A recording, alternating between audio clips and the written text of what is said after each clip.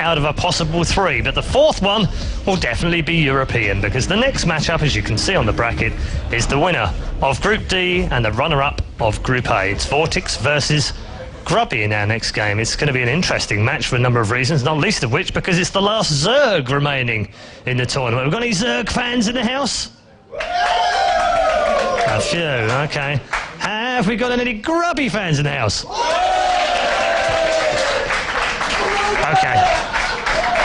Okay. All right, let's just take a quick look at the 2 players on your screen. And Vortix coming through with 4 wins out of 4. You can see that previous win in the round of 32 over Grubby in there, 2-1. Wins against Mana, MC, and 4GG. What they all have in common, apart from Grubby and Mana, MC and 4GG last season doing really well. This season, of course, Grubby doing well and MC doing really well. 4GG last season in the round of 8. 4 massive names taken out by the Mouse Sports player. On the flip side of that, Grubby has not had it easy at all. He has the worst record in terms of maps conceded against him of all the players in the round of 8. That's because when he wins 2-1. And when he loses 2-1. Never an easy player to play, regardless of race. So that's our matchup. It's Vortix versus Grubby. And these 2 men are well known, of course. They've travelled the world together. They've travelled against each other and played against each other in a number of places. Last year, not least of which, in the WCS Europe in 2012 as well. We saw Vortix and just how deadly he can be going head-to-head with Stefano. Well, he's not in his way anymore, but there's still plenty of work to do. Let's listen to the man from Spain, the one half of the Spanish Armada. This is Vortix.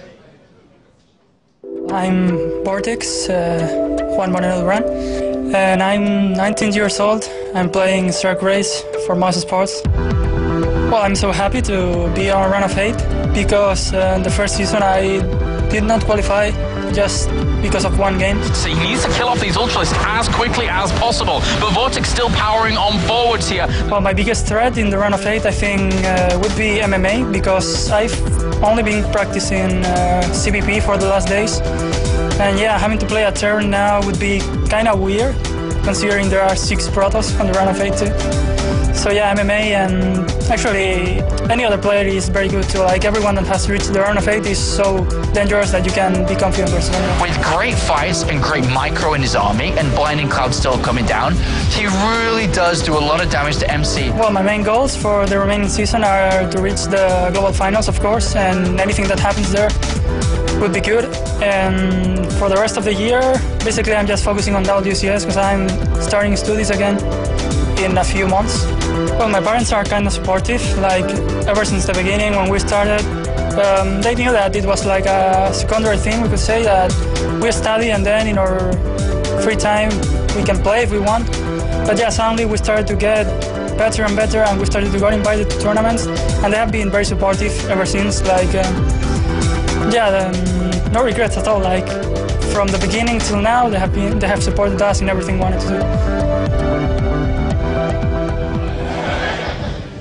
He's a cheeky chappy, isn't he, Mr. Vortix? The man with the multicoloured fan. No school? Let's see some summer results. There's no pun intended there at all. He hasn't had school for a little while. Now playing, of course, fully professionally with the Mouse Sports team and able to concentrate that. He's definitely had a bit of an advantage recently, having to just practice against Protoss, of course, in the round of 16, and that's carried on here in the round of 8. So that's the one half of the European game that's going to take place next. Vortix, of course, well known and popular. His brother has been here before at this stage in Season 1 as well. But he's going head-to-head with a man who doesn't really need an introduction, but we'll give him one anyway. He's been around the scene for more than 10 years. He's well known as the Orc King in Warcraft 3.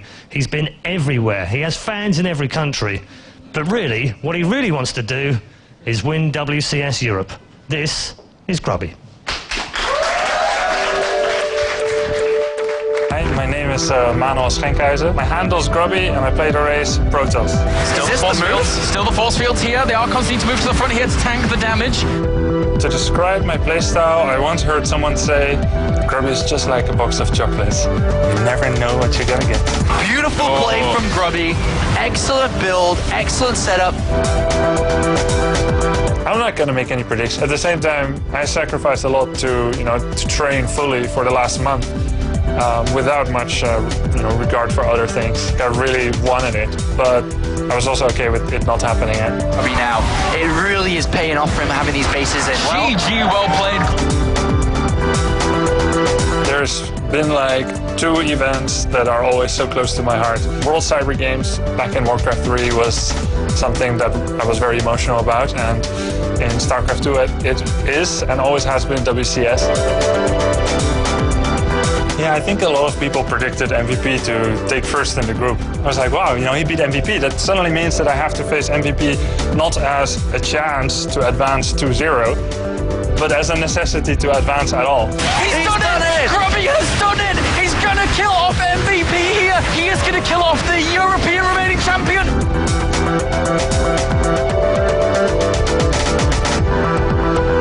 I think if I didn't know Cassandra, I would have retired a long time ago. Like, Cassandra and me, we worked so hard for this together. Like,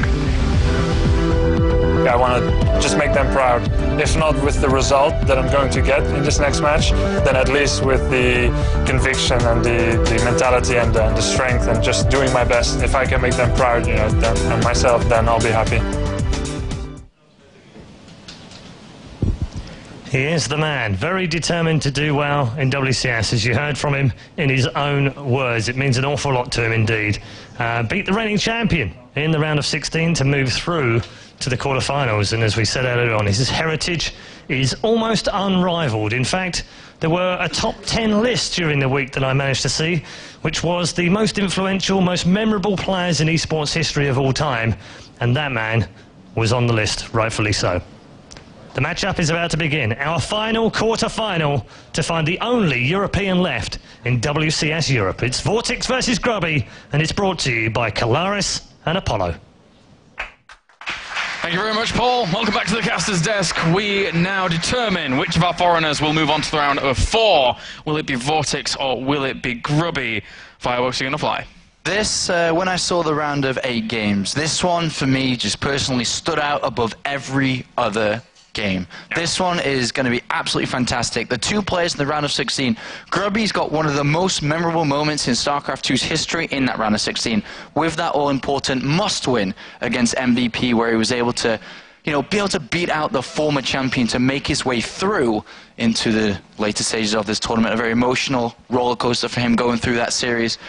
On the other side of things, Vortix is the only player who's had to practice one matchup. He's the only player who went 4-0, 2-0 twice in a row, didn't look like he was going to drop a map, and absolutely steamrolled the Protoss players he played against. Yeah, this is, for Grubby, going into this bracket, if there was any player he could play, this is probably his biggest challenge going into this bracket in terms of having to play against Vortix. Not because Grubby's PVZ is weak or anything like that, but because Vortix has had this wealth of practice behind him here, now moving into the round of 8.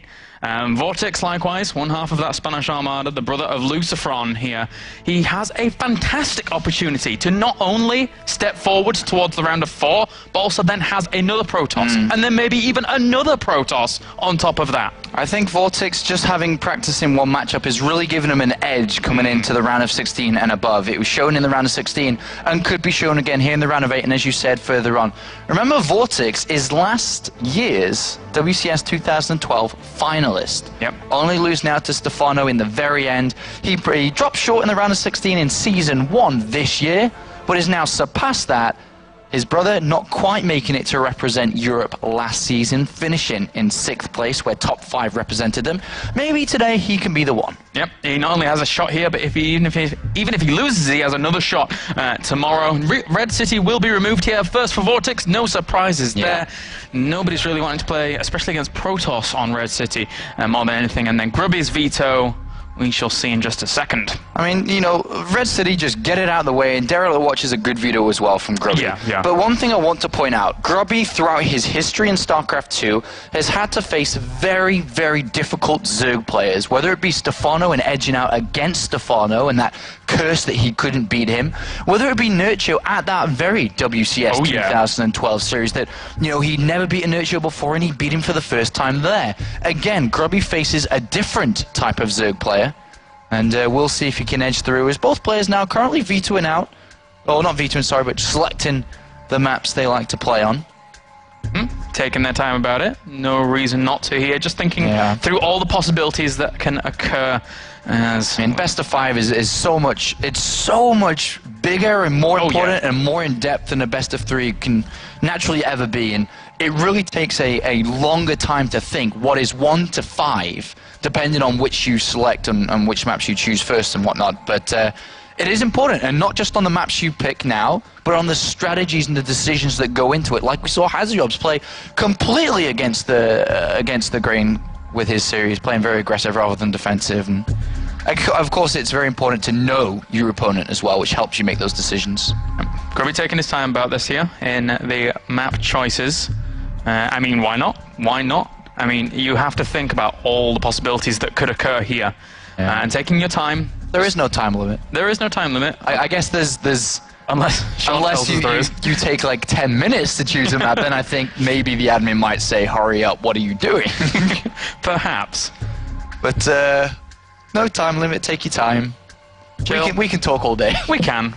Grab yourself a drink, grab a snack. Perfect. Absolutely perfect. It's a great setup for this series, though. Just the tension building between two of them on screen. This is really. I really hope it delivers. Oh, same. Because this really could be the best series of the day. And I think the best series so far was the MMA one. Yep, the definitely. PvPs weren't that exciting. They were quite close, quite one-sided in both directions. But this one has potential to smack them all out. It does here with Vortix and Grubby. We guarantee ourselves one foreigner in the round of 4, which is very nice for some viewers out there here. And it being Vortix or Grubby, again, either player has opportunities later on in the bracket to do all right. Both players can hold their own against Protosses. It's going to be Doug that they would face off. The map vetoes have done and been chosen eventually. Yeah, this is where we now start to reveal those 5 maps in which order, as both players do set up and make sure they get Starcraft loaded, or everything's ready to go with their own setup. I do like Grubby's blue keyboard today. Yep, it's very nice, very luminous. Does look nice. It goes well with his blue badge on his shirt. And I love the fan cards. Oh, the fan's back! I wanted to steal that fan from him when he won last in his group, but unfortunately I had nowhere to plug it in here. That would have been nice. It would have been nice. You know, one of many of Vortix's fans. Yep, he did offer the fan as well, so that was nice of him. He offered his only fan. He offered his only fan. What a nice guy he is. He's such a nice gent. Zerg versus Protoss. Oh boy, I'm excited for this one. This has to be a good series. I really do think it can be. Yeah. As Grubby's twiddling his fingers, whether that be the private signal for Cassandra or the admin, I'm not too sure. We'll see which one does come.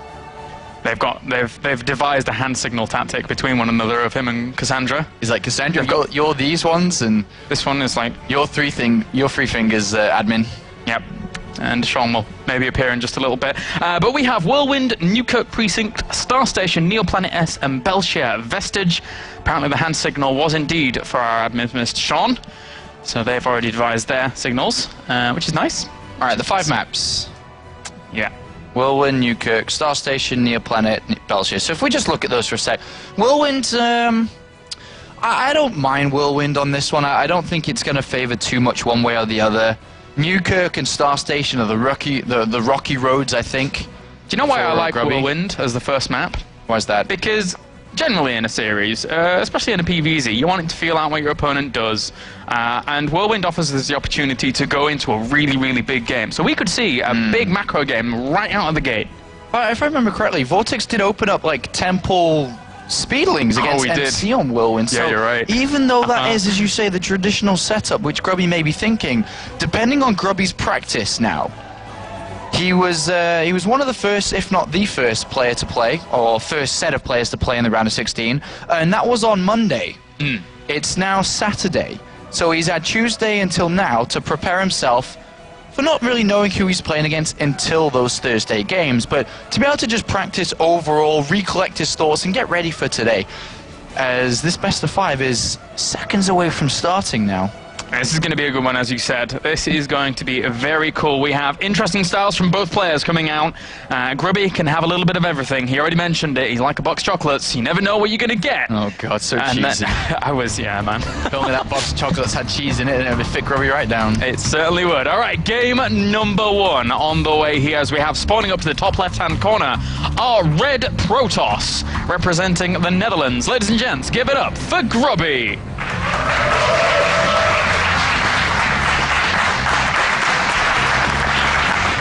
And up to the top right, our blue Zerg, representing Mouse Sports and Spain. Ladies and gents, give it up for Vortix.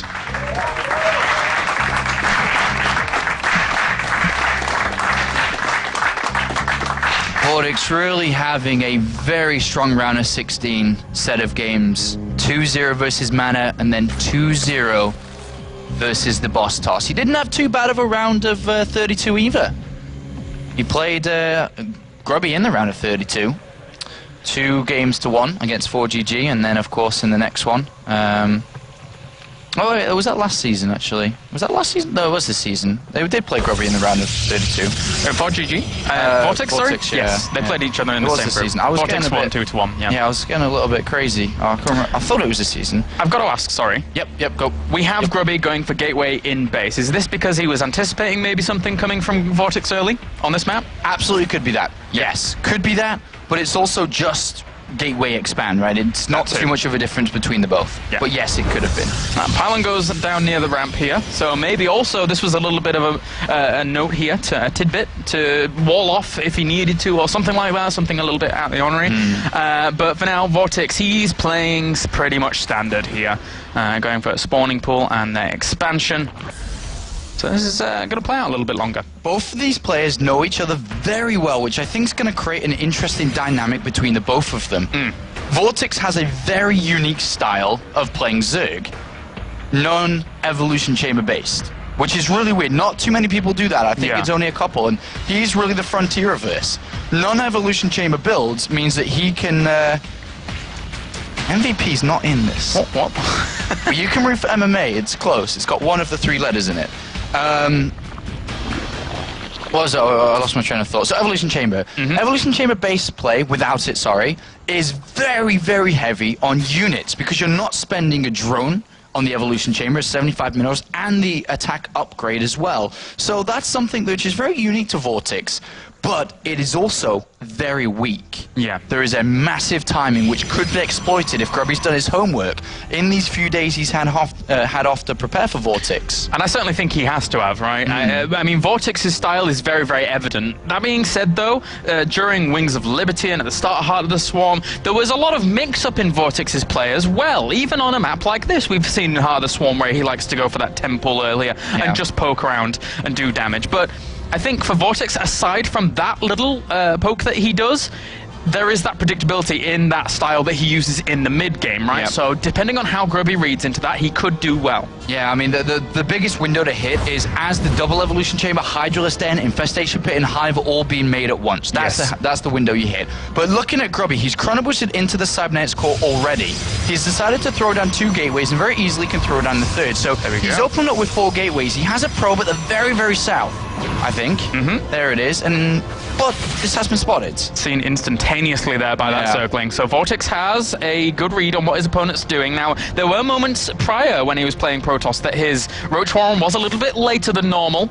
We'll see when that's going to come out, but he's already getting a few lings out with speed as well. Yeah, 8 circlings is fine. 10 is okay. More than 10 gets a little bit scary, because if Grubby doesn't actually do anything with this, he doesn't need to build Zealots. Yeah. If he does, then of course the more circles you make, the better you're going to be able to hold this off. But the overall concept of going for 4 gateways is to prevent a 3rd base from being down, and also to stop the drone count from rising too fast too soon. Zerglings are fanned out here and are looking for the pylon as well as maybe the aggression. They haven't found it just yet, though, unfortunately for them. And they're going to chase back that Stalker as well. But these Zealots are warping in at such a time where they're going to probably be able to deny this hatchery for a match to finish. On the other side of the map there with the Stalker and Sentry. Well, he certainly hasn't been able to hunt down the probe as he's just gone in between the bases and tried to find it. And look, he gets the cancel already. But Grubby had to spend 3 chrono boosts there to be able to get units out. Oh, Because he warped in all the Zealots on the other side, it may not look like a big thing that Grubby had to build a bunch of sentries there, but it's not the biggest thing. But the chrono boost spent there, that should be in the Nexus at this point, and that was 3 stripped across all 3 gateways, and that's not good for Grubby. That was definitely something he didn't want to have to do so early. And now in the end here, these Zealots are just going to reposition themselves. He could recall them out if he needs to, and the Roach Warren is going to go down behind this for Vortix as well. So again, as I was saying before, it does come down a little bit later for Vortix. That's just where how he normally plays, but unfortunately for him, did lose that third. I think Grubby's going to try and, I think the way he's been playing this with a Forge, not a Robo or any tech structure, he may just chrono boost the crap out of that Forge and get a +1 and do it again. He's got another pylon, he's got another probe down there. He has added on the robotics facility behind this, but I think that we haven't seen the end of Grubby's aggression in this game. And the Force traps one of those sentries out. The Zerglings realize and try and go for it, but a second Force Field should be able to prevent that engagement once again. Robo facility on the way. Roach is coming out with that layer, and the Zealots have been spotted again, so they could get cleaned up pretty quickly. Yeah, could get cleaned up pretty quickly, but he sees that his opponent didn't take a third yet, which is always nice, because that means Vortix's income's not that strong, and still no evolution chamber. Is he not going to recall? Okay, so the Zealot's going to run away, and the Mothership Core is going to stick out for here for now, and try and get some creep tumors. Were they original creep tumors? I just recall. No, they were not. Oh well. So, with the Zerglings now moving across the map as well, and Twilight Council going down here for Grubby. Vortix is looking to try and find a gap, but there is none, and it's looking as if Grubby wants to go for something. Yeah, well, he's got Immortals on the way now. He's got a random pylon down here. I'm not too sure what that's all about, but we can read into that a little bit later. But he is about to go into the main base and try to figure out what his opponent's doing. Upon killing the third base, Grubby's got no intel apart from now. So he sees the layer and is like, all right, well, time to pause the game and figure out what I'm going to do with this information of seeing the layer. Yep, he's certainly a man that does take a bit of time over thinking about what he wants to do. Grubby, actually, I've stood behind him quite a bit. Yeah. Oh. Screen froze. What he does a lot is actually pause and change music. I've seen that quite a few times in tournaments. Okay, so he spots now the Roach Warren, and he sees it upgrading Roach speed, so it's very normal style from Vortix. Yeah. No evolution chambers, Roach speed fast, probably predicting the Hydra's den to come down. Hasn't seen it yet, but it does look very normal. And now here, moving across the map with what looks like a bit of aggression, but behind this only has 4 gateways, so he's just going to claim the third base and expand in such a way that is towards his opponent, so he knows where aggression's going to come from, he knows where he can stage aggression from, etc. So Grubby's going to lock the top half of this map up as his own, because that's where his forces are going to be. And he's already got a probe and double pylons down at the south of the map. So these positions now make more sense because he's going to use them to be aggressive from. Because the 4th base and 5th base of Vortix have to be south now. There is no way he could ever expand to that 4th base, which is Grubby's looking at. No way could he ever go up there because it's very easy for Grubby to hop, skip, and jump over a couple of rocks and stones, and he's there. Exactly. Well, he's going to try and warp that photo cannon there as well in that normal defensive position here, but these Zerglings are going to town on this pylon and going to get it here. But meanwhile, the aggression at the front has to recall on out. Those Roaches are too good a position. And we'll clean up the Zerglings at the third. Yeah, Grubby's got to be careful. He's got no pylons to actually reinforce up there, and he is getting stung a little bit by the high amount of use that Vortix has. And Grubby cannot afford to lose this third base, Kolaris. He's playing with his third base. It wasn't the fastest of third bases. He needs to get over there. Yeah, he played with fire in terms of expanding over here, but I think he should be able to get back there in time here. Force fields go down, but a lot of those sentries are potentially vulnerable with their positioning, and they will push back some of these Roaches for now. Photon Overcharge hopefully should be activated here to make sure he does keep this base. There, it does come down, but Grubby still needs to hold on. Vortix is targeting it down. He's going to try and bring it. If he can get that, that'll be a fantastic pick off there, but he's actually not focusing. He's killing us off some of the units as well here. I think he's actually just going to clean all this up, and I don't think this was the best trade here for Vortix. I think Vortix was like, all right, I'm going to kill it. Oh, I can't kill it. I got to kill as many units as I can. And all of a sudden, Grubby doing a lot of damage here with the Immortal still there, and with additional reinforcements and that Photon Overcharge, he will defend the high ground, and that is a good position here for Grubby. And it was a little bit stressful because you nailed it, Claris. He moved out and he was in trouble, and he shouldn't have even been over there, in all honesty. Poke up, see the 4th. Don't go down there and get surrounded because he had to recall to the natural. Yeah. His third was exposed. Well, Vortix now going to go for the aggression at the natural location here between these 2 bases, realizing now that he's killed off quite a lot of his opponent's army anyway, and he has a lot of production back home, so why not try and exploit? Good warp it. Oh, but he actually doesn't in the end here. Has to retreat on out with those Roaches, Hydralisks, and Zerglings. That's still a lot of DPS in the army here of Grubby, but the force fields not really landing in the best positions. The Roaches still closing the gap. Starting to lose sentries sentries, and that's kind of important because he's not been able to kind of keep this army back. And all the force fields have been expended now with that last one going down. And there are only more units coming across the map. You said it as well. He's exposed being in these positions. He's weaker. It's faster for Vortix to be aggressive himself here. Yeah, this is scary here for Grubby. Vortix is playing this Roach Hydra upgradeless style so well once again. So many units. How can Grubby hold against this? His probes have to come off the line to go for the engagement as well. And with those Hydralisks now focusing down that last Immortal, there is not much left here for Grubby. Well, Grubby in traditional style looks like he's going to fall victim to the first map like he always does in every series I've ever seen him playing. And Vortix up to 150 supply. And I'll tell you the difference between this game and another game for Grubby. You do exactly the same. You do not make these mistakes. He has made small mistakes which have led up to the position that Vortix is in. But any of those mistakes that hadn't have happened could have given Grubby a very, very protected third base here. And there you go, GG, as Vortix takes the first game. But it would have also, the third base would have also given him a great spot to put a pylon aggression from. Yeah. And as you said, with the pylons down to the south, an opportunity to pressure from there as well. That's how you kill the fourth base of Vortix. But you have to, if you're going to play that third base there, you have to not make mistakes. You have to get the force fields down right. You have to not make mistakes. And the big reason why you don't make mistakes, in any game of Starcraft, you don't make mistakes. But specifically against Vortix, you make a couple mistakes, you're down too few units. His playstyle is too heavy in units. He will be all over you immediately. Yeah. Immediately.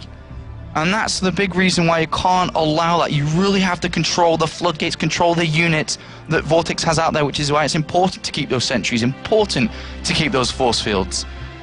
But Vortix does land the first strike here in this best of 5, 1-0 to the Spaniard. Yep, his fan whirring away here as well, as Newkirk Precinct will be our second map to determine if Vortix can go 2-0 up. If he does, it's going to be an extremely hard road back for Grubby here.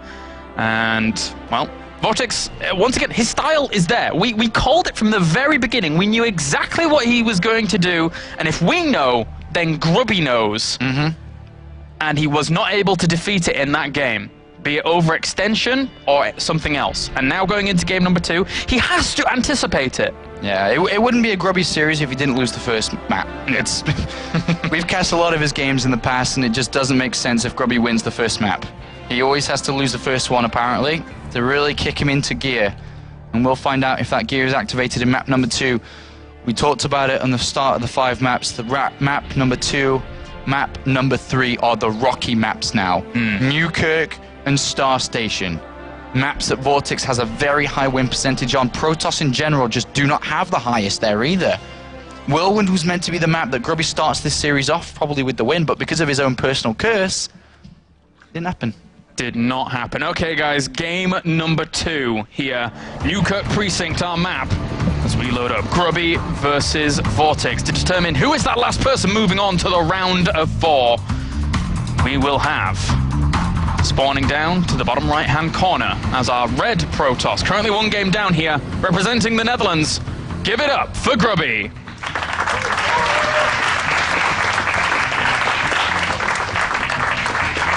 And down to the bottom left-hand corner as our blue Zerg.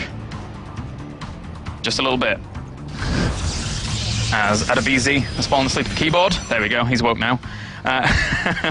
Representing Spain and Mousesports, ladies and gentlemen, give it up for Mouse Vortix.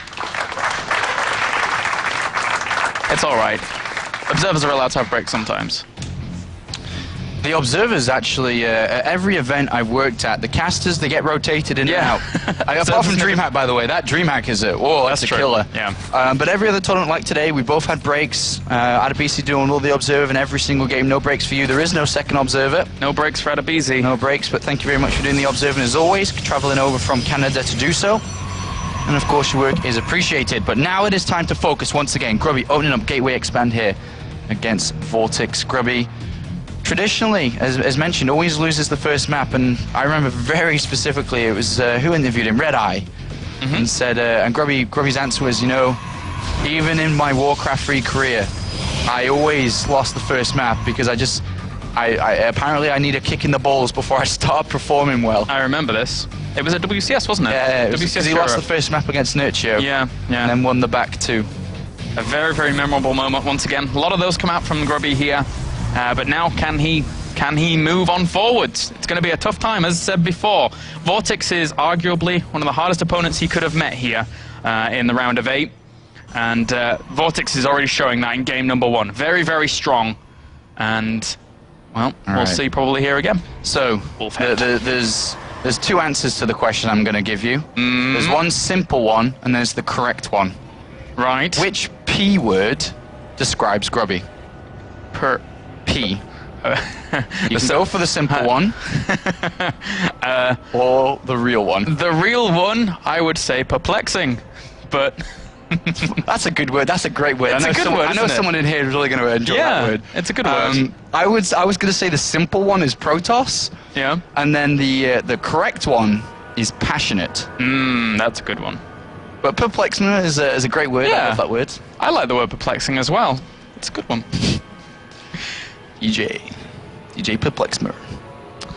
All right, so as this game starts to develop a little bit more with this Gateway Expand build, again from Grubby, will force Vortix into taking a gas. So the setup is quite normal. These are 2 builds you'll see very, very often. Once the Protoss player decides to go Gateway, not Forge or Nexus first, the Vortix or the Vortix, the Zerg player, Vortix in this case, is forced into getting the Zergling speed. Just Zergling speed in case there are any 3-4 Gateway pressure builds, as we saw attempted from Grubby in game 1. Without speed, it is very difficult to deal with, so... And it is going to be that Stargate in wall here. We already saw this from Grubby in past rounds. If memory serves, he did go for 2 Phoenix and then the Robo, and then added on 2 more Phoenix after that. Yeah, I mean, there's so many different styles you can play with from this Stargate, actually. Yeah. There's a lot of choices to make, a lot of different varieties to play. You can even go a single Oracle and then switch up from there. You can go straight to Phoenixes. You can go 2 Phoenix into fast Warp Prism, and then for a Warp Prism drop. For 2 Phoenixes for the robotics facility, sorry, for the Warp Prism drop. You can go Void Rays into a 3rd base. There's actually a lot of choices to make. And we have a tweet from a certain familiar person, Mr. JCapLol. Had to recently change his name for some reasons. No, maybe not that recently, but come on, Grubby, you can take the series. That sounds like a rapper or something. It does sound like a rapper, doesn't it? Is he not famous? Papa Cap or something, you know? Papa JCapLol. Papa JCapLol. That's what you do, man.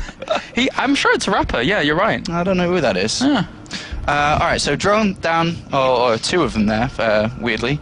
So we will have 1 drone skedaddle and build that 3rd hatchery. Roach Warren down nice and early here for Vortix as well. I think he's expecting some potential aggression from Grubby, because Grubby has opened up the Gateway Expand, and the Stargate has not yet been spotted, so... But he will confirm that now. And he's just going to continue that Phoenix production here without any tech structures going down behind it just yet. So he adds on his gases at his natural as well, which will eventually get his tech going in a little bit. But those Phoenix still piling on out here, and the Mothership Core doing a good job of saying no to those Zerglings. It's like a rowdy class of Zerglings that's being told by their mother, no. Go away. Finally, they've been told. They've been a little bit obedient. Finally. But yeah, the Phoenix play is something's been changing recently with Protoss players. They've stopped building 4, 5, 6 Phoenixes. They go to 2 or 3. This case it is 4, but the reason why they stopped building so many is because good Zerg players were putting 2 Spore Crawlers in each mineral line. It become very, very difficult to pick off Queens and drones. Yeah. So they were just saying, all right, well, there's no point me spending so much money on it. I might as well just go ahead and try to pick off Overlords. But this is a nice move here, and very, very much so, because I said the 2 Spore Crawlers usually stops the Queen being killed. Yeah. But it gets killed. That's a nice move there for Grubby. A good start from these Phoenixes. A little oversight there by Vortix. They're not positioning the Queen in between the Spore Crawlers near the mineral line. But, I mean, also, you know, you go with those 2 Phoenixes and you force those Spore Crawlers out, and you're like, well, I've just forced out that many Spore Crawlers. That's a pretty good move. The Phoenixes can be so useful, not only getting those Overlords, but also trying to scout out a few things. Nice. Yeah, they are one of a kind sometimes. They really do help out. I was not expecting that, actually. Yeah, robotics base. So he's going to try and play a Colossus-based army around taking a 3rd base momentarily. He'll start his sentry production soon to start to build up the energy to savor that Colossus, because it will get surrounded on a big map like this, especially against the heavy unit style from Vortix. So Grubby's, that's his plan here. 2 Queens only at the moment. 1 inside the main base, 1 on the natural, and no drones from this 3rd base, but a lot of roaches being made here. Yeah. But as long as Grubby doesn't try to move down too early and sees the Roach production begin and the lack of drones up there, then I don't think he should be too worried here, as long as he's not caught on the open, out in the open there. And it's rare you see all these Roaches picked up by Phoenix to be killed off, but there you go. And any unit that he can get here is all right and dandy here for I Grubby. love this. 3 extra gateways, because he's a little bit uncertain. He could have moved down and built the Nexus, but then he probably would have been in a bit of trouble. I love the additional 3 gateways here. I think this is a very, very good decision for the circumstances. Yeah, is that affirmed by the fact that he sees these Roaches piling out? Yeah, he's seen Roaches, and he's only got Zealot Sentry at the moment. The first Colossus is not even out yet, so it's really risky to try and take that third. But he will take it soon. No, there's no doubt in my mind. He will take it, but playing it much, much safer. Units lost so far? Nada. Nil. 0. And that adds up to 1,100 resources dead here for Mr. Vortix. So a bit of an annoyance, but in the end, I mean, he has 61 drones. He could go up to a few more, and then once he reaches around that 70, 75-ish mark, he just then powers out units from that point on. With muscular augments going down as well, the Hydraless Roach-based army may end up looking to pile across the map here very soon. An Infestation Pit, as well as those double evolution chambers. Yeah, he's not looking to be too aggressive here. He's got a few units, sure, but without building any more, the units that he has, Vortix, can't be super aggressive with. That's not enough. Force Fields and Colossus kills that. So with double evolution chamber coming in, you go to 1-1, the infestation pits to go up to Hive here. This is okay from Grubby. The only timing that's really scary as you're building your third is from its construction begin to the end. Because in that window, you cannot use Photon Overcharge. But now that the Nexus is on its way and we don't really see aggression coming in, Grubby will have a Photon Overcharge that can be used, and this is going to be very, very helpful for his game, especially, you know, on helping and aiding that third base stay alive. And then once that third base is up and running for Grubby, what's the next window? Is the next window for Vortix the Viper production? Yes, it's the Viper versus Templar fight. Unless we see just a mass units, but it should be for Vipers, because that's why the Infestation Pit was down so early in the Hive. So the next thing, as you say, that Grubby should be thinking about is, first of all, has he gone up to his normal play in Hive? Because I don't think Grubby's actually spotted this yet. So it is a little bit risky because he doesn't know. Okay, he has spotted it. Yeah. So he spotted that the Hive's coming. So with the Twilight Council and a second Forge coming down, because he's taken no aggression so far, he's able to do that, he can afford to do that, then he will go to Templar quite fast here to make sure he gets the feedbacks down on the Vipers, which are trying to pull in the Colossus. Vortix was a little bit supply blocked there, but his Hive will morph in due time, and the Zerglings looking to go for some counter, but Grubby's well prepared for that, as he does have that Zealot warped in the wall. These small things, sometimes that can be overlooked by a Protoss, is there, and will hold that away, and he will lose a Hallucinated Phoenix. Oh, the horror. With Roaches now on the way as well.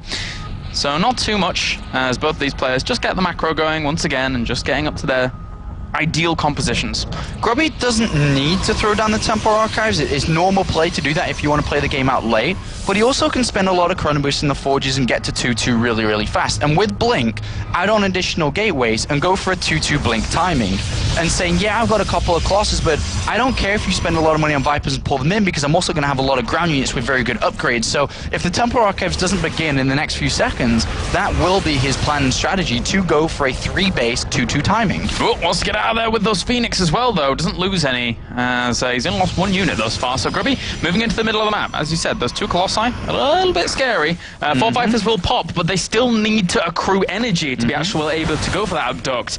So he has to be very, very careful about how he deals with this. Grubby's definitely not at full strength yet either. He doesn't have 2-2, he doesn't have Blink, and he doesn't have a high supply count. So he will want to increase his... I think his gateway count's not that high. It's at 8, so it's not that high at all. So not really a big 3-base power push, and he would like to add on more for sure. But he has thrown down the Templar Archives as well, so even though he definitely could still hit the 2-2 Blink timing, it's not as powerful as it could be because he's starting to save money towards Templar play. That initial move out was just a little bit more to scare Vortix more than anything, but behind that, he's actually getting involved in during Locusts. The Templar Archives is going down here.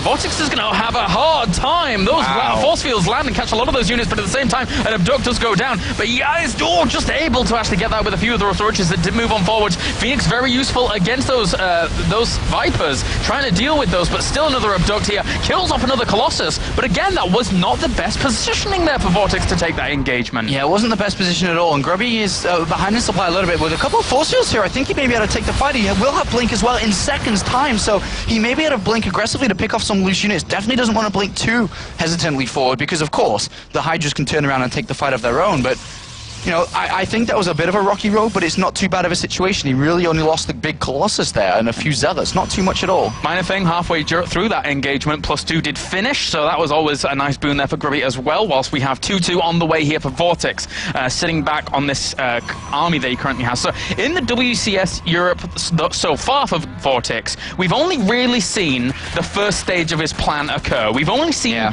Roach Hydra and then maybe into Viper, but we haven't seen these Swarm Hosts come out from him yet. Not yet. He's won every single game before he's even got there. This is the first time we're really seeing his whole game develop. And Grubby is going the distance in this map for sure. With 2-2 upgrades on the way.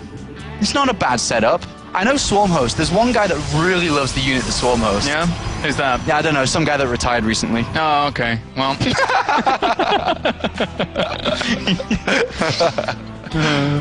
That was funny. That was fun. That was good. If you didn't notice, that one guy may have just walked past. Oh, fun times. But now we actually have +3 weapons finishing very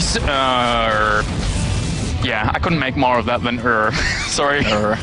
That's okay. We all got to sometimes. Yeah. And this is a big moment for Vortix, because that's a very nice line that Grubby has set up. The force fields come down. Whoa! Excellent. Very good force fields there. The two Immortals do end up flying straight forward towards it. And he will have Storm in a second. Does he have any, though? He goes for the feedbacks instead there. No Storms left on these High Templars. He blinks the into Immortals position. on the left. They're naked. Yeah, they need to get clothed. The Stalker's moving forwards. This is actually a really, really good concave that Grubby has set up here. I mean, they both have a great concave, but Grubby's Blink Micro is going to edge him through. Oh, and even more so, he's going to actually blink forwards here to actually just kill off the rest of those Hydralisks. But now, 12 of those things, Swarm Hosts in Swarm production. Hosts and 21 Hydras to back them up. That's a very powerful army. Yes. Because what Grubby has is not a lot of splash damage. And Swarm Hosts are great in this position until, well, unless they're not together and they're all spread out. Well, but also they need to have engaged a little bit earlier than this, I feel. Because right now he just blinks forwards and kills off a few. Does not have an... Oh, he does have an observer here. He must do. He should definitely just storm. Well, actually, he isn't going to storm with him. Yeah. Or it's kind of in the middle of them all. Pulls back. I don't think he has storm either, so... But Grubby now sees all those Swarm Hosts. He knows that he wants to actually finish this or do damage here a little bit earlier so that that Swarm Host count doesn't get really, really going. Yeah, well, Grubby's on his 4th base now, at least mining gas from it, which is the best part of it. You don't really need the minerals until the main bases run out, which is going to happen soon, so he will go over there soon. But now he's got to start to think of a plan to beat the Swarm Hosts.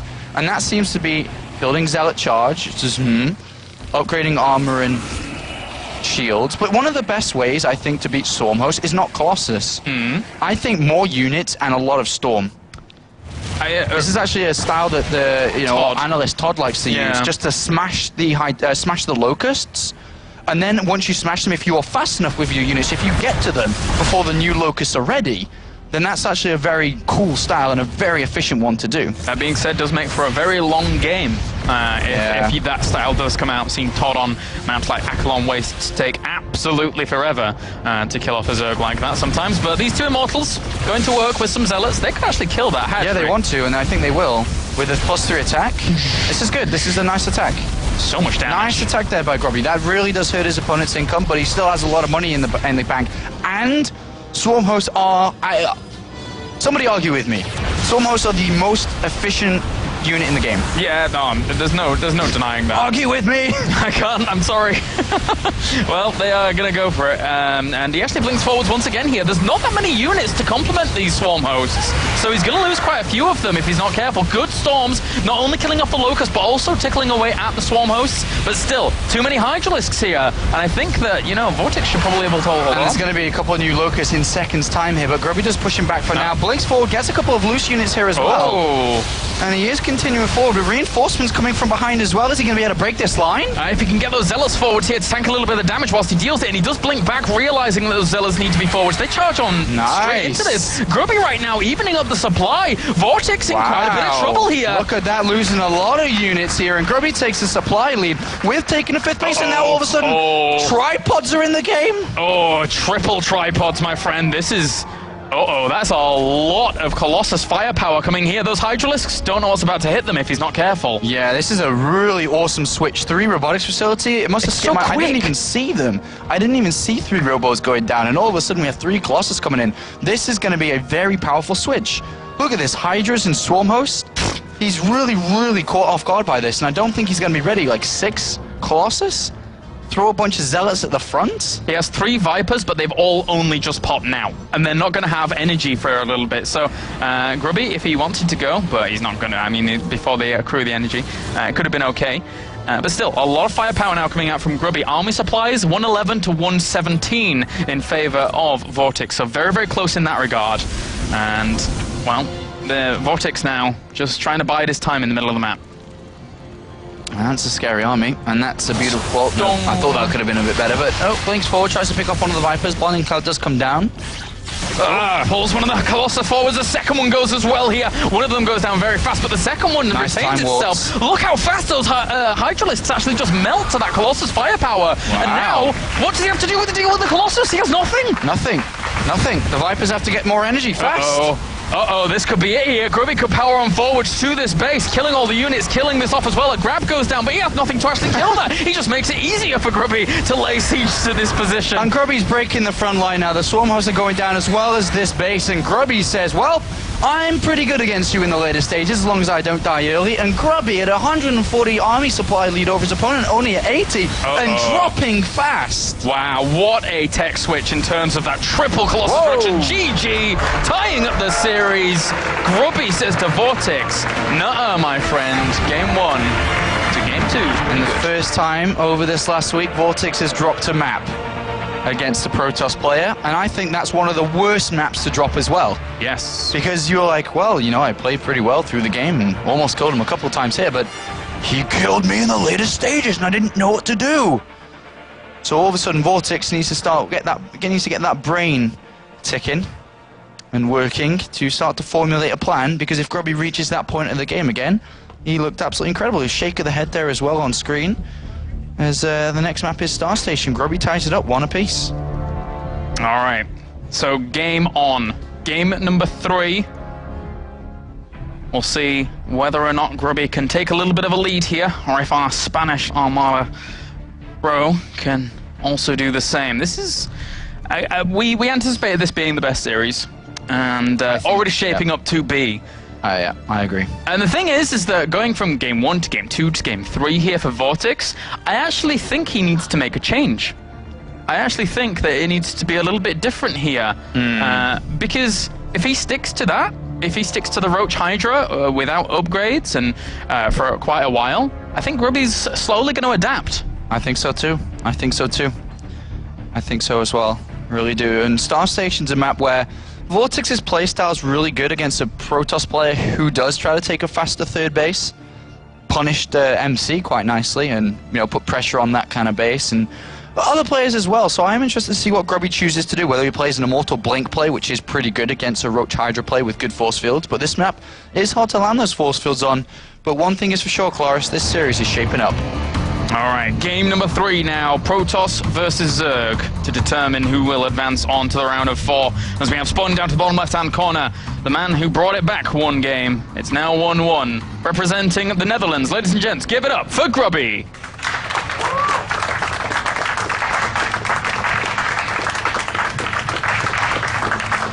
And up to the top right are Blue Zerg, representing Mouse Sports and Spain. Ladies and gentlemen, give it up for Vortix.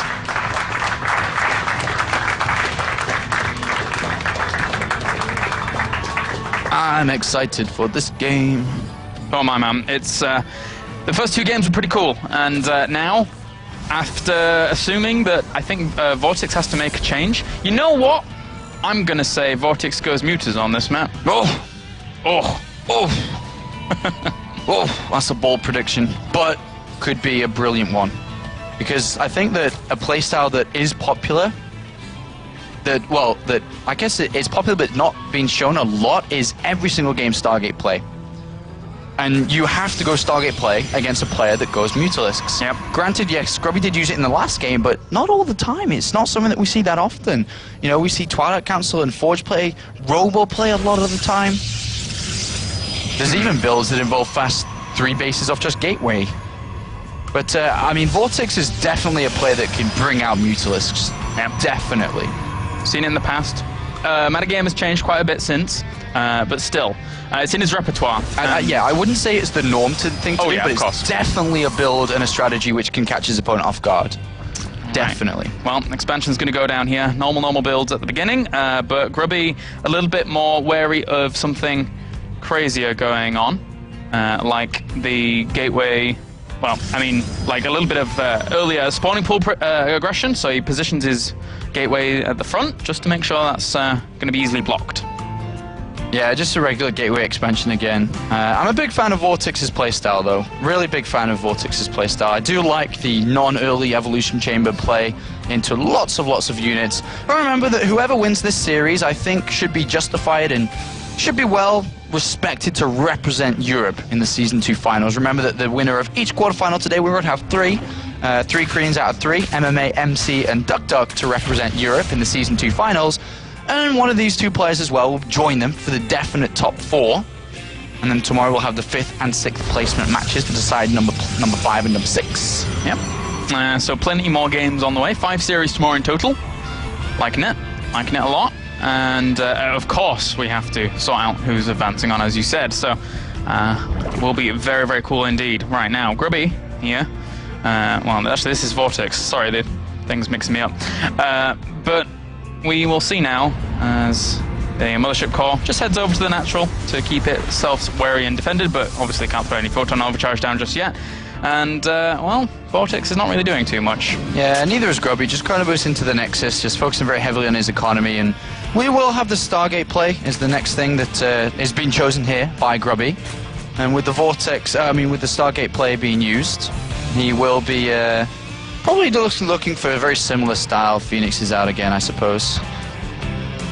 Yeah. Speed's on the way, and it's Stargate. So, good little options here from Grubby. Admittedly, as we said before, this is going to make it a little bit less likely that Vortix would end up going for Mutalist play. But even with Stargate out, we saw at the Intel Extreme Masters Shanghai that Mutalist switches can still make a big impact on the game. Yeah, I mean, double gateway down here. And just a pretty regular play. Phoenixes are going to come out, which is very normal here. But Vortix is very much so on top of things when it comes to just looking around. He's got overlords in great locations. Zerglings just trotting along. No fast third base either, and he will be looking to take that very soon as well. Does have a gas bank top. I suppose he should be wanting to start the layer soon enough here. The next thing on his mind as he starts to pile in that gas. That's the traditional just patterns showing themselves again. Yeah. All right, third going down here. So extra gases, as you said, being taken. The Overlord has spotted what's going on here with the Phoenix production. So for Grubby here in this situation, what does he do to Star Station? Does he try and go for a third base quick to try and alleviate the fact that it's very open and try and get things going later on? What are his options? Well, there's 3 options. You can go for some weird 2-base all-in off the back of Phoenixes, but it's not as strong because obviously Phoenixes can't be used as efficiently. That's one option, which is probably the least likely. The second option, which is more common, is just to switch over to Colossus pretty fast here, Robotics Facility into Robotics Bay, exactly how we saw him play Game 2. Or there is the chance that we see the Forge and Twilight Council come in for a more only gateway focus after this Robos come down. So those are the 3 options. 2 involve a third base, which should be what he goes for. And the Roach one's going to go down along with extra gas as well here. So once again, Vortix happy to throw this down a little bit later than usual, as he knows exactly what kind of aggression is going to be coming his way with these Phoenix out, and he already took the precautionary measures with these Spore Crawlers. Oh! But catching a Queen in the middle there, wait, that Spore Crawler was really well positioned, but he positions his Phoenix just that little bit better. Despite 6 Spore Crawlers, somehow Grubby still finds a hole where he's able to get a couple of drones and a Queen. Excellent. And even more, micros on back. Very nicely done here by the Protoss player, as the Zerglings camping outside that third base, making sure that nothing can occur there. So all is good. Yeah, I mean, single Forge, quite normal, go over to the attack upgrade. And then, of course, on top of that, we have the Robotics Bay. Grubby will be looking towards the third. I definitely think the Phoenixes are going to tell us and tell him whether he can grab the third before additional gateways or not. And I think the way that he's looking at this, there are no roaches being made. Roach speed hasn't started if he's able to spot that too. So at this point, I definitely think that he can get the third before the additional gateways, which is a small adjustment just based on his very simple scouting. Yep, and the Phoenix now will fly around the corner and just keep themselves alive where they can. Rubber Bay is going down instead, and Glee Reconstitution for Roaches on the way with that Hydralisk Den. So Vortix now looking to just play out his standard game, and what we would assume with the there's no aggressive creep spread in any particular direction, so it doesn't really signify to me that he wants to be like super aggressive right now, but he'll probably just go for his standard poke out with his Roaches and Hydras eventually. Yeah, just a little movement out here, but Grubby is playing it quite safe, added on 3 extra gateways here, so that is really safe. Definitely not looking to get his third cancelled, to lose his sentries in the map, because that, even though maybe he could have taken his third a little bit earlier, if he was to get surrounded for those units to die, then it is almost a game-losing situation. It is that important not to lose them. Yeah, it's so much a gas investment as well as such a tool later on to be defensive at that third location that it's so important to keep alive. And right now here with the spines finishing up as well for these Hydras, and whoop, making sure that those Zerglings don't go any further. I don't know if I agree with those force fields though. Every single force field is very important. Those 2 force fields, yeah, they picked off like a couple of Zerglings, but not that many. He needs to be very careful with the force fields that he uses, as we do have an only Zergling Hydralisk play coming out from Vortix. A Hive down as well, wow, okay. So once again, very fast Infestors, very fast Vipers. Yeah. And, well, especially against the Colossus he's already seen, might be very good here. We'll see a 4th base going down, but they also might just get completely picked off by those Hydralisks, and I think they did do. So, bye-bye Phoenix. Alright, so not too much to look at in this game. Both players are kind of equal. Vortix does have a much stronger army, but only a stronger army if force fields weren't present. Force fields are going to be able to equalize that up quite a lot. 11 Roaches coming to back this up as well. Army supply is in favor of Vortix, and it will increase now as these Roaches do pop out. Ooh, he has to be careful about where he moves. Very very careful indeed. Muscular augments will finish up for these Hydralisks in a second, which will make him even more mobile. Maybe start chasing down armies if he's not careful. So, Grubby, he's just sending out the hallucinated finish to gather a little bit more information. Yeah, he needs more intel to choose what he's going to do, unless he's already got it in his mind. Does he see the Hive yet? No, he does not. So yeah, he doesn't know if his opponent's playing, you know, on Hive, if he's got a lot of units. He's got the Twilight Council coming down anyway. That's just to increase up to +2.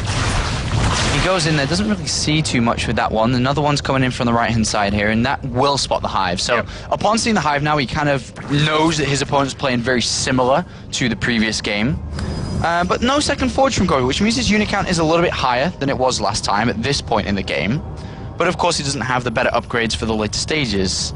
But he definitely still should be looking to get +2 attack when this Twilight Council finishes, and go over to Temporal Archives quite soon. Yeah, exactly. The Twilight Council being justified by that scout is a good move here for Grubby. And that pylon that he just threw up on the high ground hasn't been spotted by anything, despite Overlord. Ah, okay, the Zerglings have just spotted it. So that's good for Vortix here, just clearing out every location, knowing that this is probably the time here that Grubby wants to try and throw down those pylons to find aggressive stances on the map. 1-1's going to finish in a bit for here for this army. Vortix's army is pretty big. 113 army supply to 83. It is big. It's only got 1-1 upgrades though. Yeah. But once the Colossus are out the way, that's when he's like, all right, sweet. Oh, and he's making a transition. Good hello. Force fields. Catch a lot of that army. Wow. That's a lot of Zerglings. That's pretty nice there from Grubby. That's pretty nice. 3 units is always nice here. And it looks like he is starting to set up towards maybe taking a 4th base at the lower side here with a pylon down there. Not sure if that's the case, but it seems to be setting up. But he is at a decent set of upgrades on the way. Vipers are out, but so is the Temporal Archives. And I mentioned in the previous game that we hadn't seen Vortix's next stage of the plan. But on this map, in the past in WCS, we actually have done. We actually saw the Ultralisks previously with that melee upgrade now coming in as well. And he's going to do this again.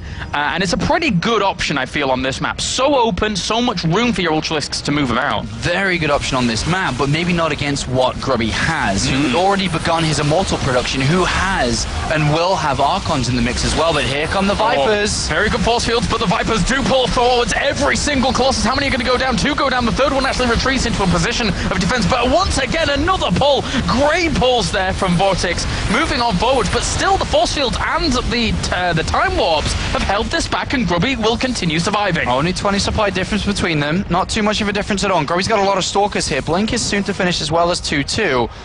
But 4 Immortals makes me really be scared a little bit about the Ultras coming in. But they are backed up by a lot of Hydralisks still, which is why Storm's going to be very important alongside Archons, and that's an expensive army that Grubby's looking to build, so he's definitely going to have to take this 4th base to be able to add on a 2nd robotics facility as well, to make sure he increases that Immortal and future potential Colossus count. And there's even a Zergling up to the north. Whoop, he got hit by a Zealot, so he was trying to scout out that 4th base. I think he might not even have... No, he doesn't have full intel about it, so that's important to note. And Grubby is also keeping an eye on his opponent's army movement as well with this observer, so he knows exactly where it is at all times at this point. Yeah, not too much harassment though from Grubby, whether it be for a War Prison or pylons across the map, no Dark Shrine. But he is building, if he's not focusing on harassment, a very strong army with more Immortals beginning. And these Zealots, unfortunately for them, they're going to get surrounded and killed off pretty easily, so no alternate paths of aggression here for Grubby just yet. Although, they did just spot that base, so that base is almost guaranteed to be cancelled here. Yeah, that's going to be cancelled. But he has one on the other side. That's the most important one here. But I do like Grubby's army composition against Vipers here. The one weakness is still the Viper, but not in the same way. It's Blinding Cloud now against all these units. And if they land, it becomes very difficult for Grubby to fight with Immortals and Stalkers. Yeah, he's got to be careful about his positioning, indeed, as these Ultralisks will kill off the Zealots as well with the Zerglings. So once again, I mean, Vortix knows how Grubby plays. He knows that once that 4th base goes down, he's looking for alternate paths here. Oh, very good pylon wall, really limiting how much room these Ultras actually have to move forwards, and he's just going to move forwards despite that. So a bit of free damage going to be done for Grubby initially. Blinks back to allow these Immortals, but look at those Blinding Clouds. He actually had no position whatsoever to do damage there. The Ultras still marching on forwards. They do a lot of damage. Those Hydralisks need to get in there. But at the same time, the force fields kind of created a little maze for those Hydralisks to move on through, and they were not successful in traversing the maze. Yeah, Grubby does deflect this push out once again here, but he's not out of the he's not out of the woods yet. There's 7 more Ultralisks coming in. The Immortals did manage to survive. There's still 4 of them. It's not that high. You still want more than 4. And there's still a lot of Hydralisks here. Grubby is doing okay, but he needs to start harassing these bases, otherwise he's just going up against a big, bank from the Zerg play here. Dark Shrine comes in as another option to harass. Zealot's on the right-hand side here, and he really needs to focus, because his army and his external bases, his later bases are on the left. His pylons and harassment has to be on the right. He's going to try and go for a run-by, but Grubby warps in instantly, realizing that's there, as well as already had a Zealot there. So now, I mean, what does Grubby add to this composition, aside from what he has, or does he just keep powering this with the upgrades? Does he eventually transition onto air? What are his options here? Archons. Yeah? Especially with the gas he has. Archons, Archons, Archons. Yeah. Zealot Charge is another upgrade that's being used. Stalkers become less and less useful here. So I would, throughout this game, be starting to switch the Stalkers, use them a little bit more, and go over towards Archons. But the one thing that I really like from Vortix is he's using a lot of the Zerg arsenal. He's bringing in Infestors. Infestors are really, really good against Archons and Zealots here, which are going to be the next stage of Grubby's army, because they'll be able to keep them locked down. They won't be able to run in.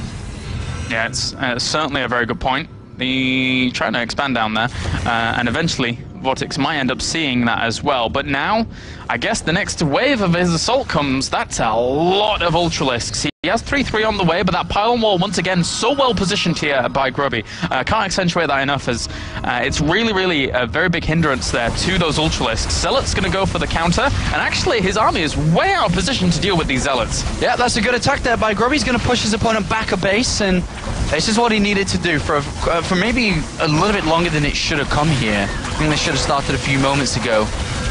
He's got it, and indeed will. That's a nice pick off there by Grubby. Congratulations on that, as he does take a base to the south now as well. But I still think he needs more Immortals. He's only at 4.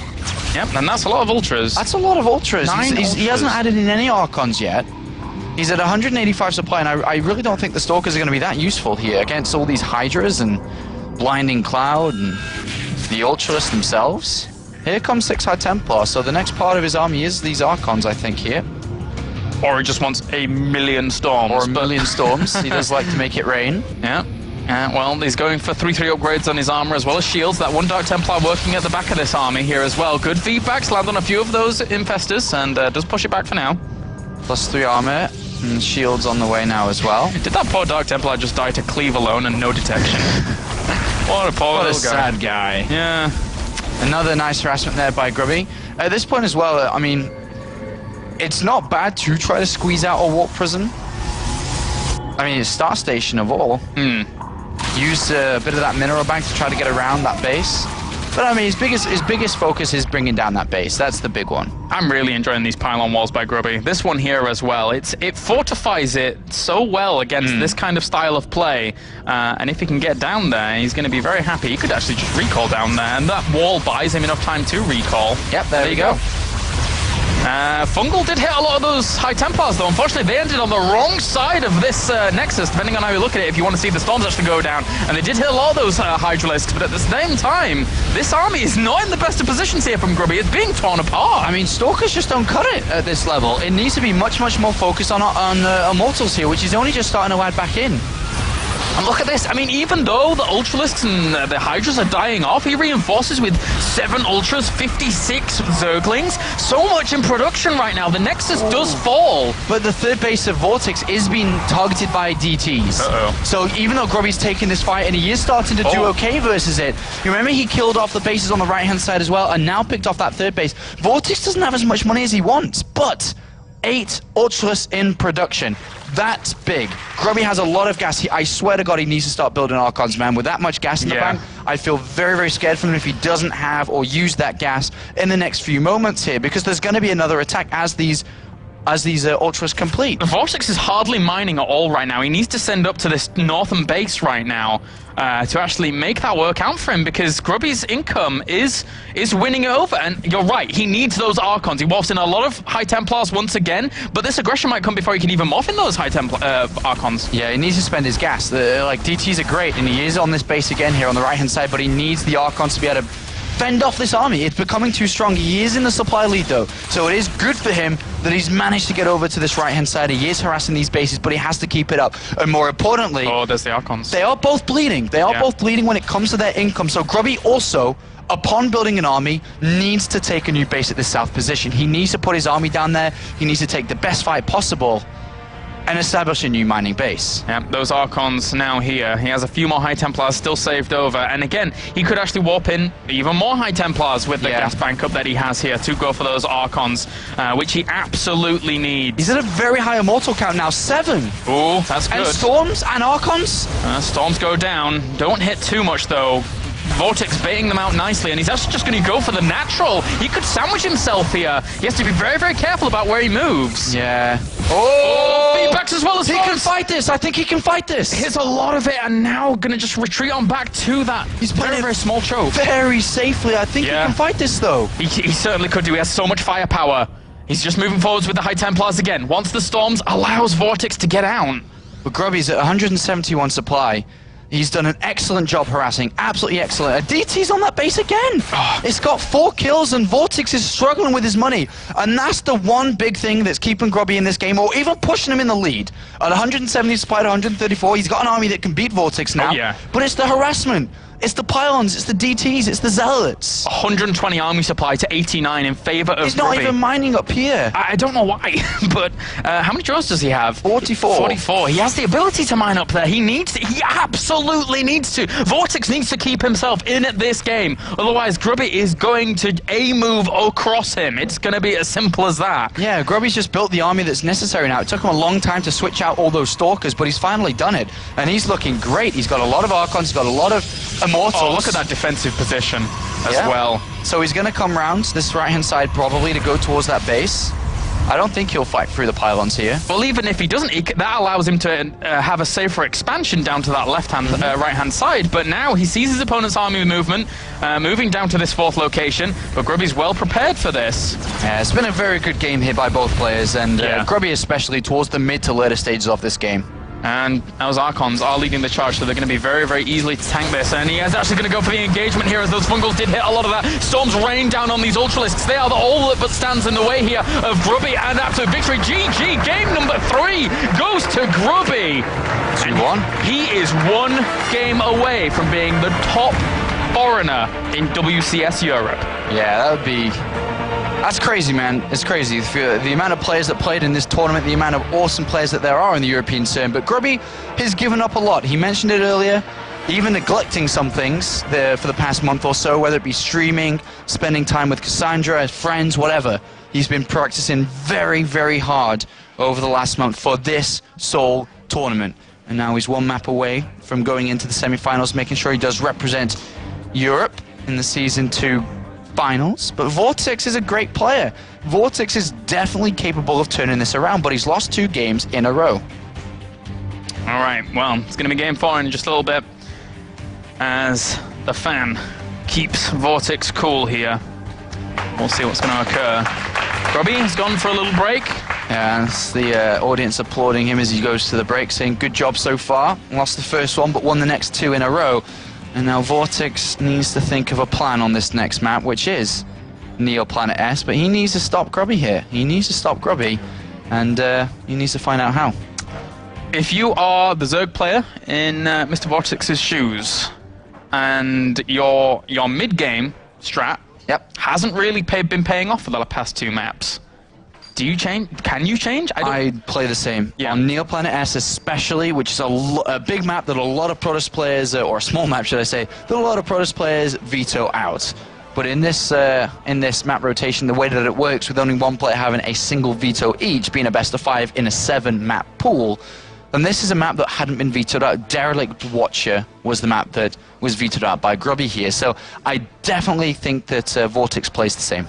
All right, well, and for Grubby, here on Neoplanet S, I mean, it's a tough one against Zerg. I think that Grubby just plays out, he has a couple of choices. Being at match point, he can either be super aggressive and go for a 2-base attack, which I don't think is the best idea, because Vortix, like mentioned, doesn't upgrade his units early, so he has more units to defend these kind of attacks, and which is why he's one of the best defensive Zerg players in the European scene. So I think that Grubby's best opportunity is to do the same again. Go up the 6 gateways, play it very slowly on taking that 3rd base, just like you do against a Terran player here. Sometimes you just have to sit on 2 bases for longer than you like to make sure that you can eventually establish that 3rd base without any problems. All right, well, we certainly want to know what you guys think out there as well in the Twitterverse. Hashtag WCS, guys. And tweet us, who do you want to win this series? Do you want Grubby to take it and move on to the round of 4, or do you want Vortix to win? We certainly want to know your opinions, as this is down to the wire between these 2 guys. Both of them played a phenomenal game number 3. Really, really toe-to-toe. But eventually, Grubby gained the army necessary here.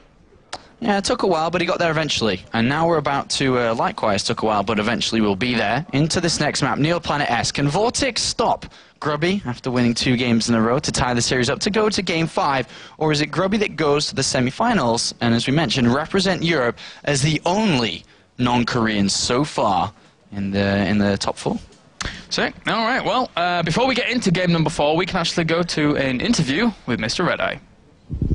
Thanks very much, guys. Yeah, we've got a little break right now. Players have got a natural break, so it's a good time to come over into the crowd. Hello, people, by the way. How you doing? I think they're all doing rather well. And I have 2 people here, actually, two very good people. I'm going to talk to this guy first, okay? This is actually Hero Marine, right? Not Marine King. I know, I tried to troll yesterday and it didn't come off very well. How you doing? Hey, good. Good. Okay, so what do you think about the game so far? Both are playing really good, I think, but Grubby a bit better, it seems like. Vortix should prepare for the possible last map. I hope he can turn it around. All right, okay. What about yourself? Are we going to see you in the Premier League soon? The Korean Protoss denied me in the qualifier. Those pesky Koreans. You'll get them next time. It's good to have you here, by the way. I'm also with Andreas from Starcraft Cologne. Starcraft Cologne, everyone.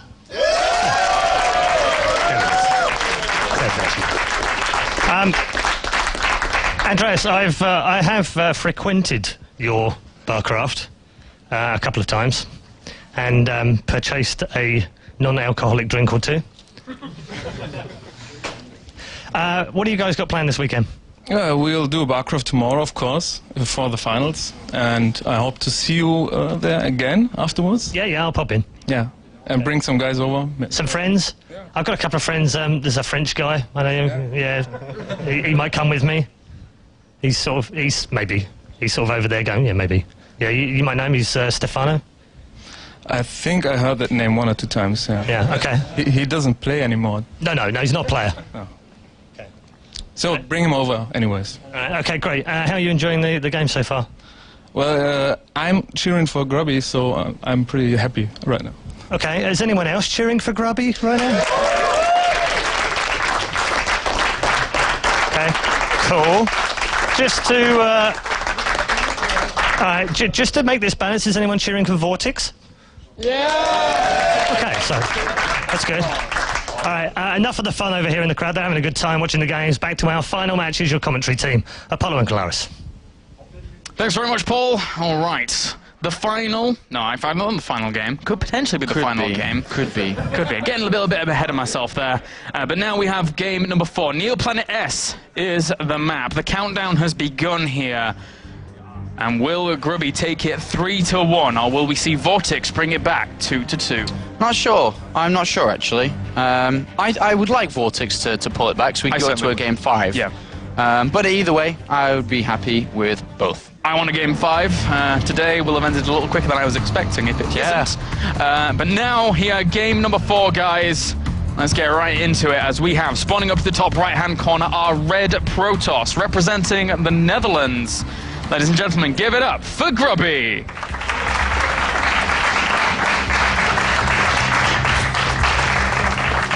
And down to the bottom left, our blue Zerg, representing Mouse Sports and Spain. Give it up for Mouse Vortix.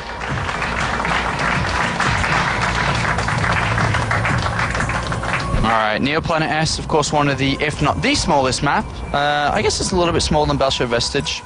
Yep. But still, just a small 2-player map between these two guys. And I wonder if that's going to be a sign of aggression that we could see from Grubby. He's in a match point situation now. He has the option to throw a game away in a risk and a gamble. I don't think the risk and gamble should ever be economically to take a fast third base. I think that's a mistake against a player like Vortix. And I think it is also very risky to try to be aggressive as well. So I think that the best option for Grubby is to just do the same. Yeah. He's won 2 games in a row. There's actually no need to overcomplicate things. Keep it simple, stupid. Yeah, and I mean, with the gateway opener that we're seeing here from Grubby once again, there is the opportunity here to just make it look exactly the same as last game, and then, you know, go for some 4-gate pressure, maybe like what we saw on Whirlwind, for example, and then play out of that. That could work quite nicely on this map. One thing that does work quite nicely is, I mean, this map is difficult for Pros players because we talked about the difference from the natural to the third of trying to establish a third up there. But that also can be reversed in the earlier stages of the game before creep spread is visible and is out there. So that is something, as you say, which Grubby may try to do. 3 gateways, maybe 4. But either way, you know, he could try to prevent Vortix from taking the third base, because a lot of Zerg players do take their third base early, but one thing to note is that Vortix hasn't been taking fast thirds that often. Yeah. Only on Whirlwind did he kind of get punished on that, and it wasn't even that early.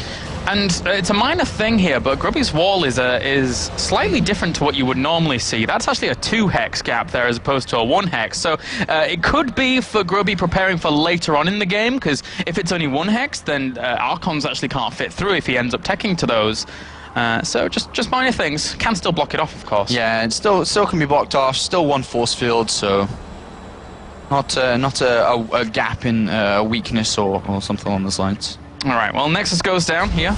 This is a bit quicker than we saw previous because he was going, well, no, it was only on, which map was it on? They went for the Wall Gate before the expansion. I'm not sure exactly. I think it was on Newkirk. Right, okay. Well, but I'm not sure exactly. It's a nicely timed out Nexus regardless. And the Zerglings are going to chase us away. It won't have any units actually to deal with that, so the Zerglings could just keep going. Yeah, the Mothership Core just the second popped out. Oh, okay. Yeah. But one thing is that he's got control of the game already. There's no probe out there. He's got to be careful not to let one slip as well, but there is a Stargate inside the main base, and a bit of a difficult place for it to be scouted. And it's going to be kind of hard for an Overlord to get there. If you see one Overlord in the natural, the other's all the way on the other side. It's not going to get there anytime soon, so units will already be out. But the Zerglings, look at that. Look at that. And even probes come off the line. It's like, don't see it! No, no, don't look! Don't look! But, yeah, he sees it. So that's a very early scout. Yeah. And that should now, of course, tell Vortix that this is coming, so he shouldn't lose anything. But both times he has seen it early, both times he's had Spore Crawlers up, both times he's taken damage versus the Phoenixes. He's lost a queen or two. Yeah, it's difficult to make work. I think that Vortix here will compensate for that, and since he sees it so early, he throws down the 2 Spore Crawlers, but he positions his queens a little bit more defensively. That being said, though, he did have a Spore Crawler in the middle with one of the queens that he lost off Star Station, so it's by the by. Grubby finds a way somehow. 17 Zerglings coming out here. 17, sorry. 17, that's kind of a weird number. 12, 18 in total. This is a lot. This is a decent amount very early on here. Well, we'll see what he wants to do with them. He can poke at the front, but really can't get too much done, I don't feel. Is it just for kind of space control in terms of I want to make sure that there's definitely no pylon on the way to hard attack central? Yeah, it's also for catching mistakes. Yeah. Sentry was out of position, or that pylon wasn't there. A new gas was being taken there, was it? It's not because he was pylon blocked. I wanted to take another gas, which is a little bit weird, but so 4 Spore Crawlers are coming in. These Zerglings is also making sure that he doesn't lose his third base to a pylon. I think he's the one putting the pressure on at this moment. How come he never cancelled the pylon? Is there any particular reason for that? No, not really. It's because at this, it did look kind of aggressive, because that is quite a lot of Zerglings out early. Yeah. So it's just safety precautions. He can always just kill it later. Alright, well, he sees the layer. Especially because he's not moving out with any ground units. Yeah, exactly. So he has no reason for it to be dead, really, right now, I guess. Well, units lost here, only 281 resources to 50. So not quite the great opener that Grubby has had in the past, but there's still certainly a lot of room here to transition out. Yeah, another thing is to just not waste force fields early. You know, this is without that pylon, you would have a sentry there at this moment. And you wouldn't want to waste a force field.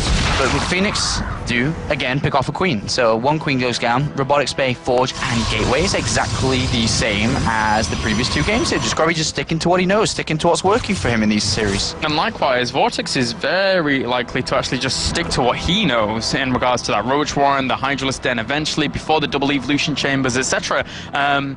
But he needs to find a way to make it work against his opponent this time, be it hitting a little bit earlier or something like that. I'm not sure. Yeah, I mean, we'll see what he wants to do. As third base not saturated with all this is going to force Grubby to be rather safe with his opening, as he has finally killed off that pylon, supply blocking himself for a split second there as he prepares to take a new base.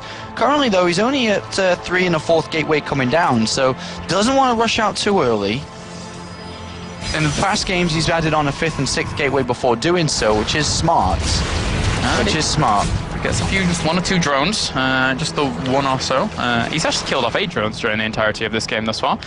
So the probe to drone count is actually very, very close, 55 to 60, meaning that once that 3rd goes up here for Grubby, he has very, very similar economies here to Vortix, which is going to be nice, because these Zerglings, they're not going to deny the 3rd base just yet. Nope. But it's an interesting switch. Spire. Loving it, loving it, loving it. So what he's going to do now is Ling Hydra into a Mutalist switch.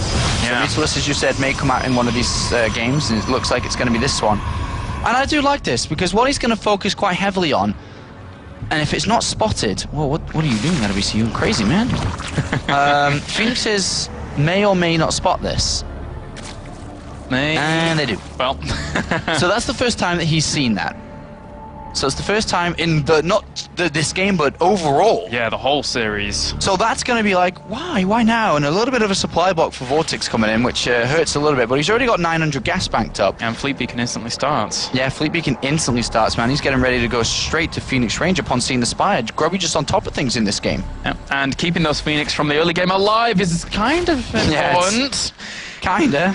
I wish he wouldn't do that as I'm saying it, but there you go, he flies straight across it, and a hatchery is going to go down to the bottom right. So this is almost definitely Mutas now, with him expanding in this particular direction. Very, very good here for him to actually just expand everywhere and then maybe force a base trade. Phoenix count's currently at 4. 5th one about to come out, and he's really trying to boost into that end. Maybe even add on a couple of cannons around. Hallucinating Phoenix going in, because he doesn't know 100% certain if it is or not. Denied. Because he needs to know. You actually kind of need to know. Because then you're wasting money on Phoenixes. You're wasting money on that second Stargate, the Phoenix range. But he's got a good read into this. And likewise, though, Vortix has already started a Corruptor. He may start a few more, but he's already gearing up for his opponent to have more Phoenix, knowing that, you know, he saw it with those Phoenix. Yeah. The reaction is going to come, despite Vortix having not seen it at the very back. I'm not a big fan of Phoenix, of Mutalist Corruptor play. And we'll see if it's going to work out for Vortix here. He does have a bit of supply lead in. Grubby's a little bit out of position. He will lose a couple of probes. Phone overcharge activated. Phoenixes get right in there. Oh, God, they are getting right in there. You're right. Right up next to these Mutalists. So a few of them do go down. Has to be careful about that control. But any Impulse Crystals was chrono boosted profusely behind this. Yes. So it finishes up very, very quickly. But Grubby's on 3 bases. Remember, his opponent doesn't have any ground upgrades whatsoever here. Only air units.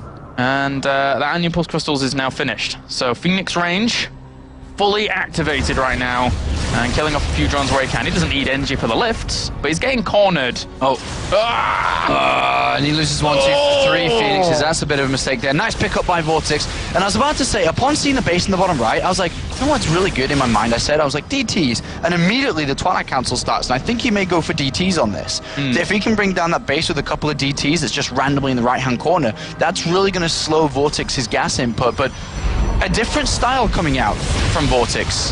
And, well, it might just work here, because Grubby doesn't really have too many Phoenix left, and they are being picked away at by these Corruptors right now, who have zoned them out nicely there, and done some damage to his opponent's economy. So not too bad. Grubby's still at 65 probes. He wasn't mining on that natural for a little bit here. But, I mean, Stalker's been added into the composition, and Grubby's like, I'm kind of defending quite well. Can this guy really fight against my army? Guarding shield with Phoenixes too? Like, he might not actually just have any ground army. He has 17 Zerglings and 6 Hydralisks. This is a great movement out here by Grubby. I really like it. As long as he doesn't have to go back to defend. And if he defends with the Phoenixes, he can definitely go kill that 4th base. He defends his 3rd at the same time. And this is some good play here from... And the Mutalist Corruptor are trapped in a bit of a hard spot there. They're going to have to fly out in a very horrible direction for them as the Phoenix just continue going to work. Good corruptions there on a lot of these Phoenix, though. They're going to die very, very quickly if they are caught out of position. And this is such a dogfight in the air right now. Well, the Mutalists just can't win. No. Neither can the Corruptors. These units have +1 attack, and Grubby's like, well, this game's kind of easy, and takes a major supply. He's only lost 8 probes. Sure, he's lost 9 Phoenixes, but he's killed 25 Mutalists. The Phoenixes even pick up the Hydras at the same time here. Oh, Grubby. And Grubby's going to go pick off the 4th base. He can very easily go down and kill the 3rd. It just seems like nothing Grubby's doing today. Everything's working. Nothing's going wrong. Apparently, I shouldn't have suggested the Vortix go for his fire, because now this is looking really, really bad for him. I mean, he's gone back to Hydralisk, and Grubby's just... I really believe... Okay, so what I think has happened is Vortix's mentality's just been destroyed. Like, his own style didn't work 2 games in a row. He's like, it's not working. Oh my god, I gotta change things up. I gotta change it up. And Grubby's just like, okay.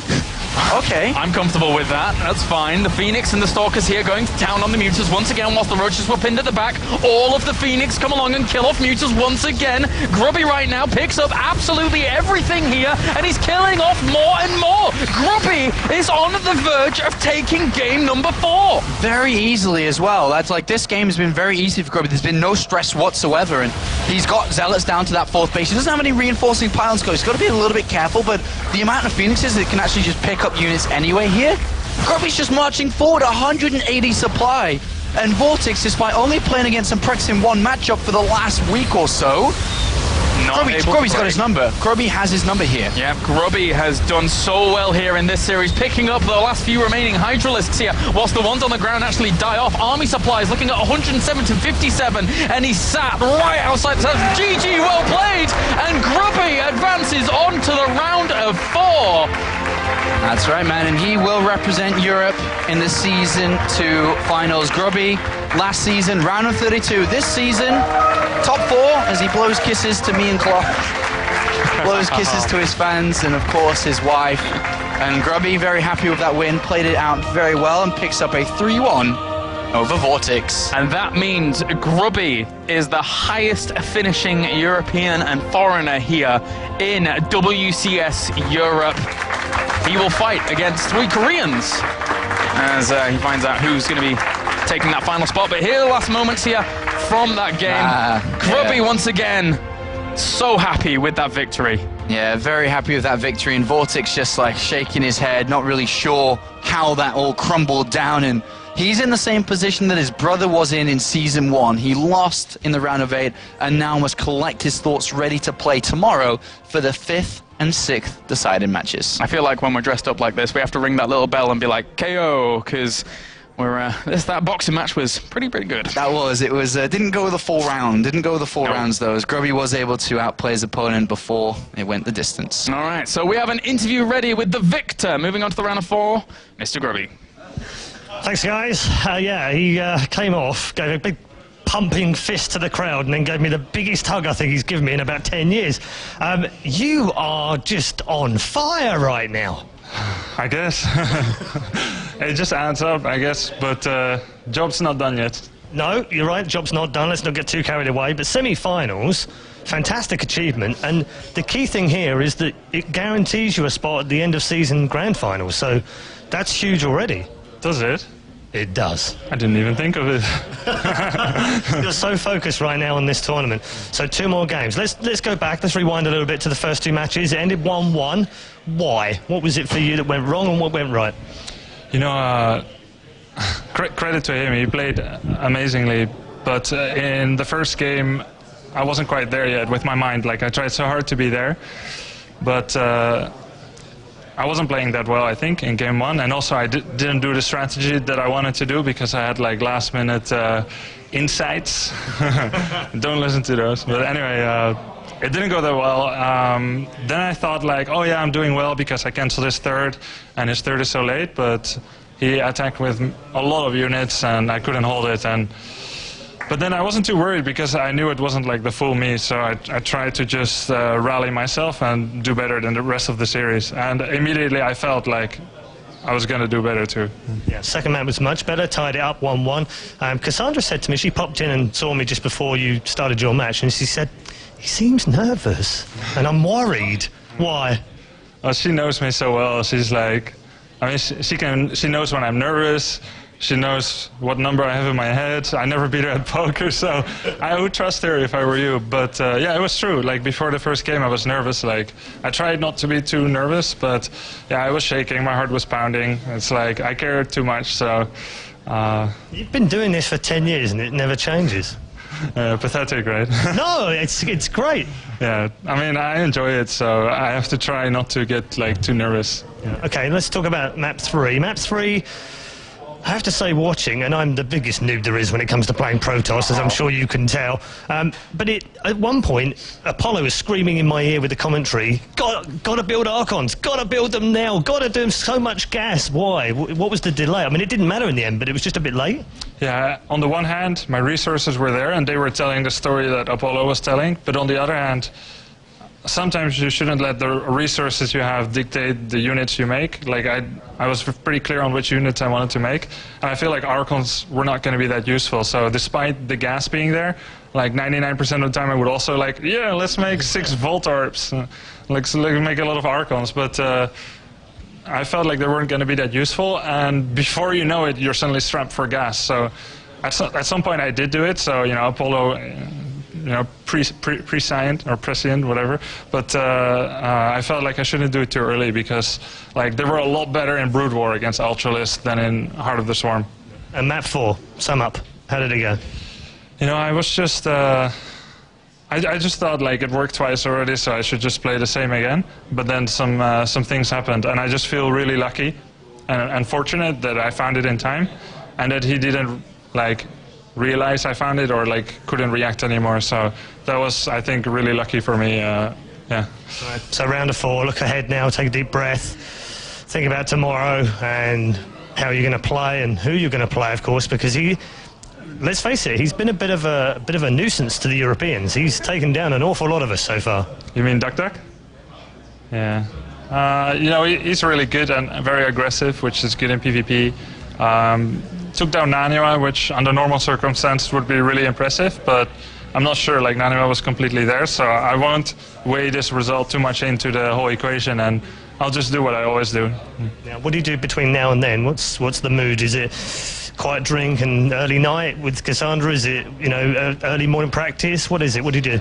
You know, I have a little support crew here with me, a friend, and of course Cassandra, so I think we try to find some nice food, which is really easy in Cologne, and then just relax, prepare for tomorrow, as we always do. All right, well, best of luck. It's great to see you in the semi-finals. Great to see him playing well.